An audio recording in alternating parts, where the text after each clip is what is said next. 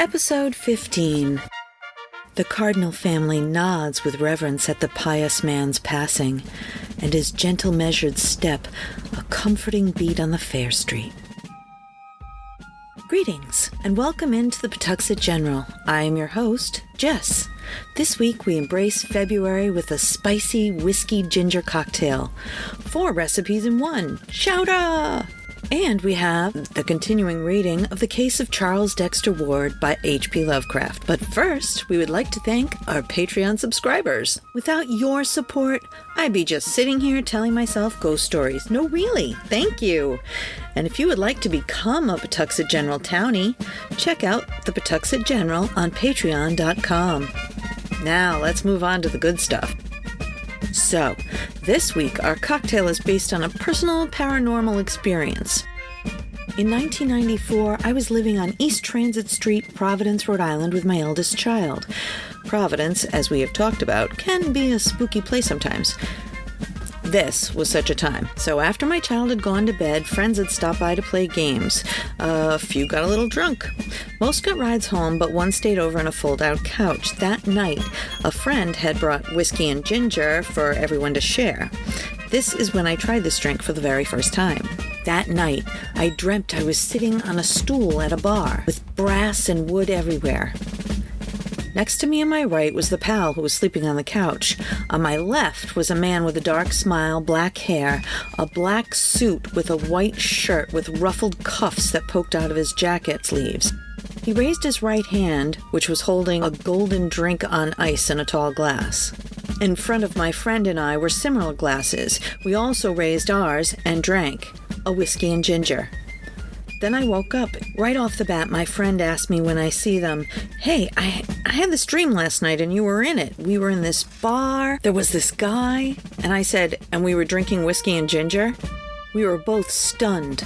After coffee and breakfast, we recounted the entire event to each other, including an in-depth description of the man. I dreamt of the man from time to time after that. Then, while visiting my grandmother later that summer, she showed me one of 1,000 pictures that day, but this one, I'm chilled. The Smiling Man. They say he used to run whiskey in Boston for Legs Diamond. So today, in honor of my great-grandfather, let's raise a glass of whiskey and ginger. He might be watching. You will need 1 tall glass, 3 fingers of bourbon whiskey, your choice. The one in my story was Jim Beam. And a ginger beer as spicy as you can stand it. Garnish with a lemon. Fill your glass with ice. Pour over the bourbon. Fill to the top with ginger. And stick on a piece of lemon. Enjoy. And email me if you have any great-grandpa sightings. Her email is jess@pawtuxetgeneral.com. Okay, settle in everybody. This is a 4-in-1 recipe. I learned this from my grandmother by watching her do it and asking way too many questions. But first, a general Yankee disclaimer. Your family's recipe may diverge from these versions, but Graham had my dad and his siblings dig clams several times a week during the summer, so this version has fresh clams. You could use canned clams, but seriously, at that point, why bother? Just open a can of chowder instead. You're already eating it out of a can, but I digress. When pressed, Grammy summed up chowder like this. All chowder starts as clear chowder or Rhode Island chowder. For Manhattan, you add crushed tomato. For white, you add milk. And corn chowder starts the same way, and then you add corn and cream. This may sound daunting, but dig this. Lots of steps can be done at the same time, so it comes together much faster than you think. I'm going to give you all the ingredients ahead of time so that you can make your own choices as far as what flavor you want to do. You will need to first score 4 to 6 very large quahogs. You will need 1 onion whole but peeled, 1 onion chopped fine, 4 celery ribs chopped the same size, including the leaves, 1 whole carrot peeled with both ends chopped off, 4 to 6 large potatoes chopped into 1/2-inch cubes, 1 bay leaf, 8 cups of water, salt and pepper, 3 thick slabs chopped of 1/2-inch squares salt pork, 3 cups of cream for New England clam chowder, 1 large can of crushed tomatoes for Manhattan clam chowder. For corn chowder, 1 pound of sweet corn, 4 cups of chicken broth instead of clam juice, and 3 cups of cream. If you're doing New England clam chowder, you may need dill, a few hot pepper flakes or parsley for Manhattan, and of course, oyster crackers or clam cakes on the side. It's an awful lot to gather, so you go ahead and I'll wait here. Press pause. I'll meet you back here. No, really, just go. Okay. So, let's get started. Let's talk about how you scored your clams. If you got them fresh and shelled from your fishmonger, you will need jarred clam juice. Do yourself a favor. Get it in glass. Forget the can, n'est-ce pas? If you got them in the shell from the fishmonger, or the old way of sticking your toes into the low-tide sand, you will need to macerate them. My favorite method is to put the living clams into fresh salted water with pepper and 2 tablespoons of breadcrumbs. Then let them sit for an hour while you chop all your vegetables. When your time is up, take the clams one by one out of the liquid and put them in fresh water that just covers them, as well as 1 whole onion, in a pot on the stove. Bring it to a boil over medium-high heat until they open, then remove from the heat.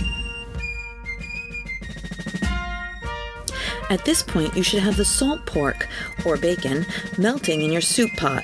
When half melted, throw in the chopped onions, celery, and whole carrot. Soften the vegetables a bit, then add the broth from the quahogs while reserving and finally chopping the clams themselves. Add cubed potato and simmer until the potatoes soften. Don't forget your bay leaf. When the potatoes are ready, add the clams and simmer for 5 minutes. And serve hot with a pat of butter as clear or Rhode Island clam chowder. This is when variants become involved. Cream is added with the clams, and perhaps the dill for the New England clam chowder. Tomatoes, a few hot pepper flakes or parsley for the Manhattan clam chowder. Now, some may say not to cook during thunderstorms, but most have the same cautionary advice. Do not overcook or eat clams that don't open. Also, don't eat them if they smell bad. Fresh clams are sweet, so please enjoy them your way and reach out with your own variations. We might put your ideas on the air.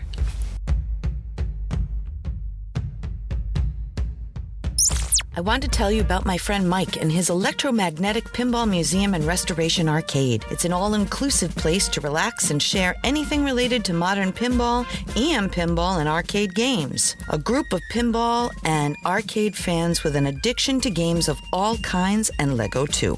$10 gets you free play on pinball and arcade games all day. You can find them at 881 Main Street, Pawtuxet, Rhode Island, or online at www.electromagneticpinballmuseum.com. And now for our continuing House in the Corner series.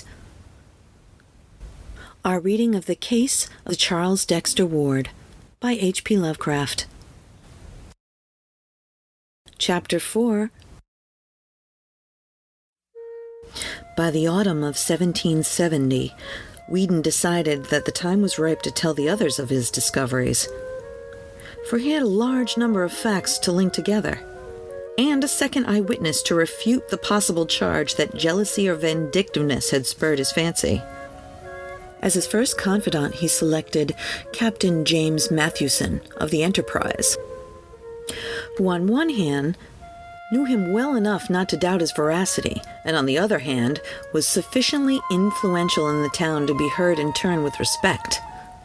The colloquy took place in the upper room of Sabin's Tavern near the docks, with Smith present to corroborate virtually every statement. And it could be seen that Captain Mathewson was tremendously impressed. Like nearly everyone else in town, he had black suspicions of his own about Joseph Kerwin. Hence it only needed this confirmation, an enlargement of data, to convince him absolutely. At the end of the conference, he was very grave and enjoined strict silence upon the 2 younger men. He would, he said, transmit the information separately to some 10 or so of the most learned and prominent citizens of Providence, ascertaining their views and following whatever advice they might have to offer. Secrecy would probably be essential in any case. For this was no matter that the town constables or militia could cope with. And above all else, the excitable crowd must be kept in ignorance, lest there be enacted in these already troublous times a repetition of that frightful Salem panic of less than a century before, which had brought Kerwin hither. The right persons to tell, he believed, would be Dr. Benjamin West, whose pamphlet on the late transit of Venus proved him to be a scholar and a keen thinker. Reverend James Manning, president of the college which had just moved up from Warren and was temporarily housed in the new King Street schoolhouse, awaiting the completion of its building on the hill above Presbyterian Lane. Ex-Governor Stephen Hopkins, who had been a member of the Philosophical Society in Newport and was a man of very broad perception. John Carter, publisher of the Gazette. All four of the Brown brothers, John, Joseph, Nicholas, and Moses, who formed the recognized local magnate, and of whom Joseph was an amateur scientist of parts.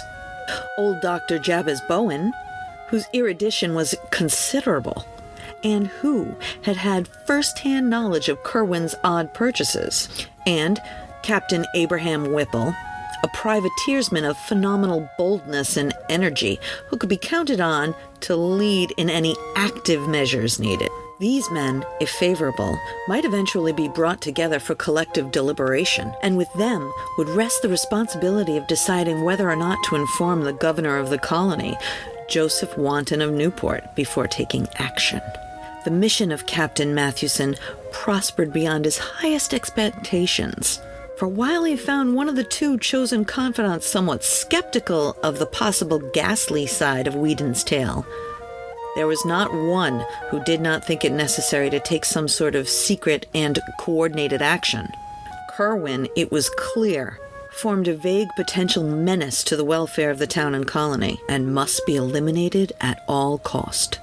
Late in December 1770, a group of eminent townspeople met at the home of Stephen Hopkins and debated tentative measures. Whedon's notes, which he had given to Captain Mathewson, were carefully read, and he and Smith were summoned to give testimony anent details. Something very like fear seized the whole assemblage before the meeting was over, though there ran through that fear a grim determination which Captain Whipple's bluff and resonant profanity best expressed.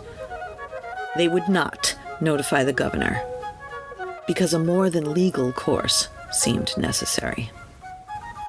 With hidden powers of uncertain extent apparently at his disposal, Kerwin was not a man who could safely be warned to leave town. Nameless reprisals might ensue. And even if the sinister creature complied, the removal could be no more than the shifting of an unclean burden to another place. The times were lawless, and men who had flouted the king's revenue forces for years were not the ones to balk at sterner things when duty impelled. Kerwin must be surprised at his Pawtuxet farm by a large raiding party of seasoned privateersmen and given one decisive chance to explain himself. If he proved a madman, amusing himself with shrieks and imaginary conversations in different voices, he would be properly confined. If something graver appeared,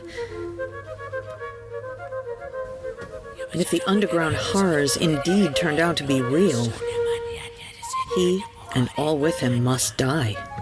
It could be done quietly, and even the widow and her father need not be told how it came about. While these serious steps were under discussion, there occurred in the town an incident so terrible and inexplicable that for a time little else was mentioned for miles around.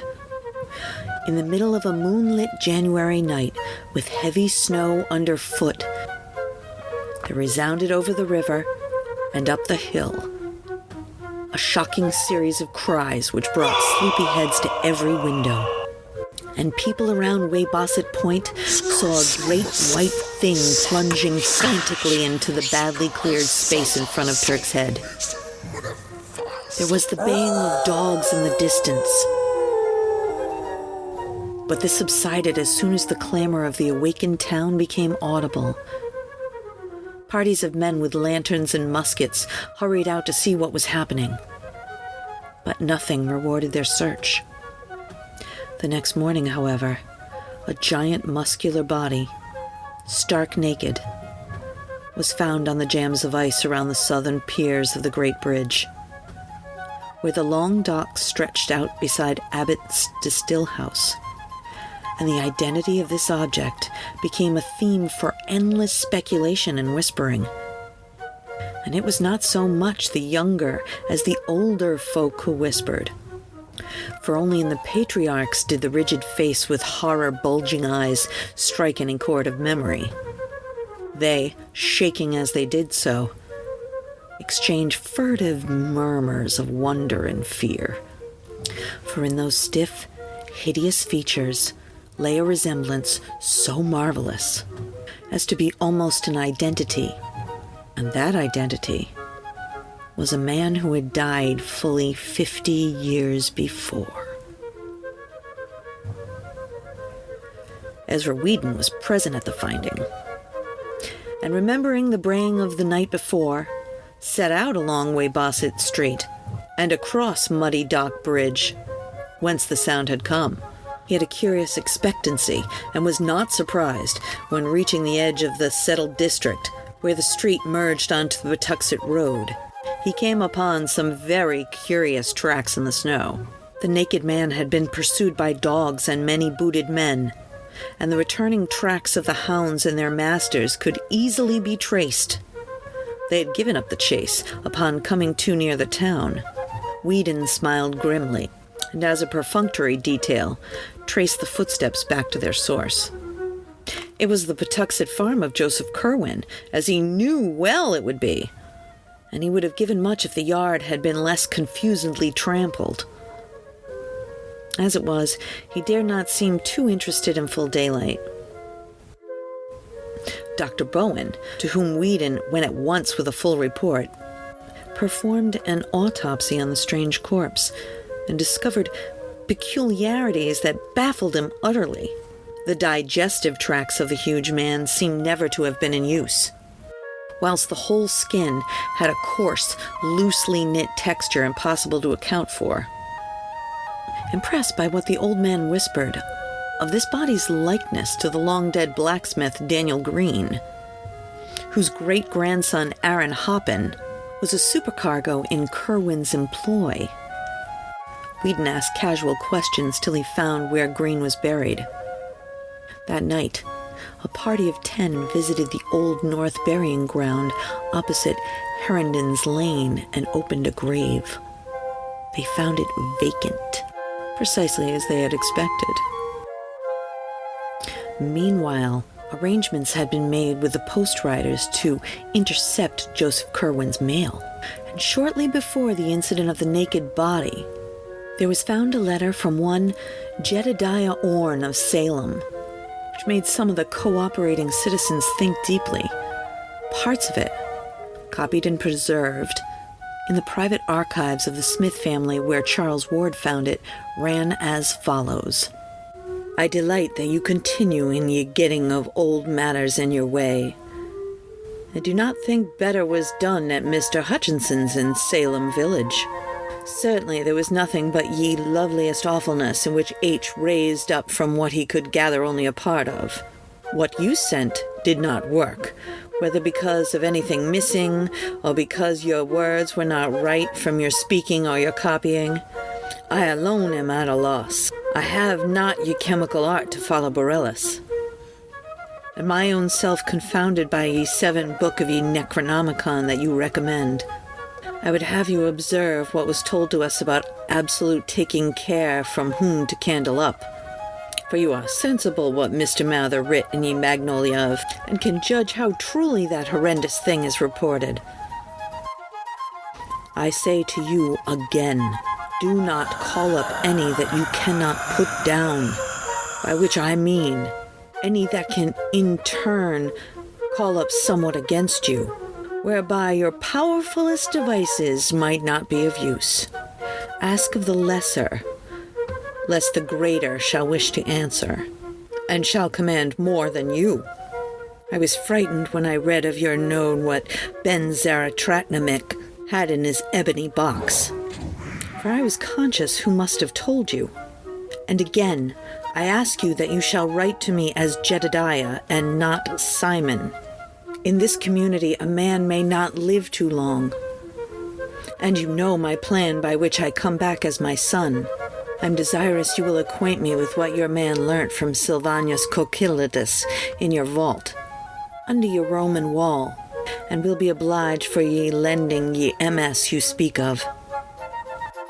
Another, an unsigned letter from Philadelphia provoked equal thought, especially for the following passage.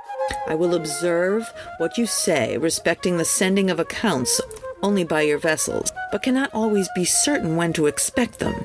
In the matter spoke of, I require only one more thing, but wish to be sure I apprehend you exactly. You inform me that no part must be missing if the finest effects are to be had, but you cannot know how hard it is to be sure. It seems a great hazard and burden to take away the whole box. And in town, i.e. St. Peter's, St. Paul's, St. Mary's, or Christ Church, it can scarcely be done at all. But I know what imperfections were to the one I raised up October last, and how many live specimens you were forced to imply before you hit on the right mode in the year 1766. So, we'll be guided by you in all manners. I am impatient for your brig, and inquire daily at Mr. Biddle's wharf. A third suspicious letter was in an unknown tongue, and even an unknown alphabet. In the Smith diary found by Charles Ward, a single oft-repeated combination of characters is clumsily copied, and authorities at Brown University have pronounced the alphabet Amharic or Abyssinian, although they do not recognize the word. None of these epistles was ever delivered to Kerwin, though the disappearance of Jedediah Orne from Salem, as recorded shortly afterward, showed that the Providence men took certain quiet steps. The Pennsylvania Historical Society also had some curious letters received by Dr. Shippen regarding the presence of an unwholesome character in Philadelphia. But more divisive steps were in the air, and it is in the secret assemblages of sworn and tested sailors and faithful old privateersmen in the brown warehouses by night that we must look for the main fruits of Whedon's disclosures. Slowly and surely, a plan of campaign was under development, which would leave no trace of Joseph Kerwin's noxious mysteries. Kerwin, despite all precautions, apparently felt something was in the wind, for he now remarked to wear an unusually worried look. His coach was seen at all hours in the town and on the Pawtuxet Road, and he dropped little by little the air of forced geniality with which he had latterly sought to combat with the town's prejudice. The nearest neighbors to his farm, the Fenners, one night remarked a great shaft of light shooting into the sky from some aperture in the roof of some cryptical stone building with the high, excessively narrow windows, an event which they quickly communicated to John Brown in Providence. Mr. Brown had become the executive leader of the select group bent on Kerwin's extirpation, and had informed the Fenners that some action was about to be taken. This he deemed needful because of the impossibility of their not witnessing the final raid. And he explained this course by saying that Kerwin was known to be a spy of their customs officers at Newport, against whom the hand of every Providence skipper, merchant, and farmer was openly or clandestinely raised. Whether the ruse was wholly believed by neighbors who had seen so many queer things is not certain. But at any rate, the Fenners were willing to connect any evil with a man of such queer ways. To them, Mr. Brown had entrusted the duty of watching the Kerwin farmhouse, and of regularly reporting every incident which took place there. Thank you once again for joining us at the PG. If you have any questions, suggestions for future readings, or local ghost stories of your own, contact us by our email, jess@pawtuxetgeneral.com, and we'll get right back to you. But for now, I'll meet you back here next time at the Pawtuxet General. A Something for Posterity production. Pre-recorded in Pawtuxet.